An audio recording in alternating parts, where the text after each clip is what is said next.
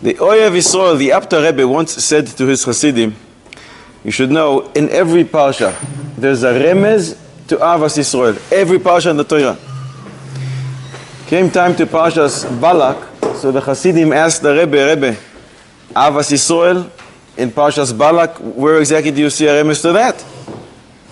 And the Rebbe says, what do you mean? The name of the parsha, beginning of the parsha, Balak himself. Balak is Rashi Tevos, Ve'ahavta lerecha kamoicha. The Rebbe says something, you have to internalize it. The Hasidim go outside. And they ask each other, did you understand what the Rebbe said? How does that work? No one understands. So they go and say, Rebbe, with all due respect, we don't understand what it means. Balak is Rashi Tevos. Balak is Beis. Ve'ahavta is Vav. Kamocha is Kaf. Balak is Kuf. So the Rebbe says that Balak is Beis. Beis, if it's not with a point inside, so it's a Veis. Veis and Vav, no. Kaf and Chuf, no. They switch off. And the Chassidim said, but Rebbe, it doesn't work.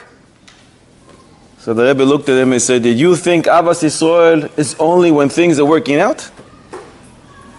You think only when the friend is so nice to you, then you can love him?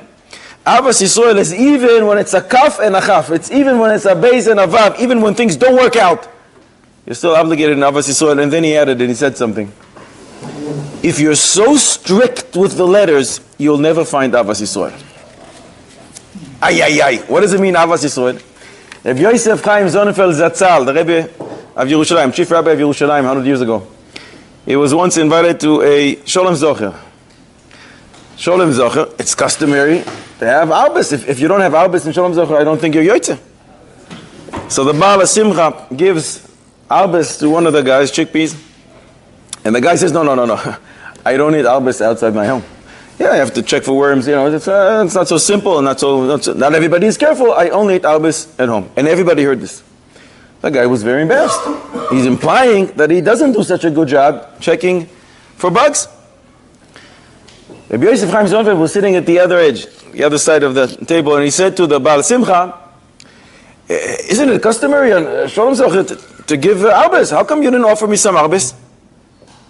So he goes over and he gives him some arbus and he starts eating. And once he started eating, everybody else eats. Rabbi Yosef Chaim Sonnenfeld is about to leave. He goes over to this guy who didn't want to eat the arbus before. And he says to him, you should know something. I'm also very makbid, and I never eat arbus outside my house for the same reason you are. Kashrus reasons.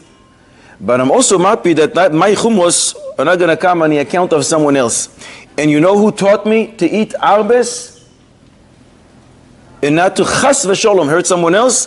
Dovid HaMelech. Says, Dovid HaMelech told you to eat arbus? So yeah. Dovid HaMelech wrote a pasuk in Tehillim Chav Beis Zayin. Va'anoichi tolas velo ish. Literally, I'm a worm. I'm not even a human being. But the Yosef Chaim wrote it a little differently. Va'anoichi, asks David HaMelech, Va'anoichi, you're asking me? I'd rather eat a tolat, a worm, velo, chas v'sholom, not to devour another human being. Avas Yisrael. Make sure your hummus are great, but not when they come on the account of someone else.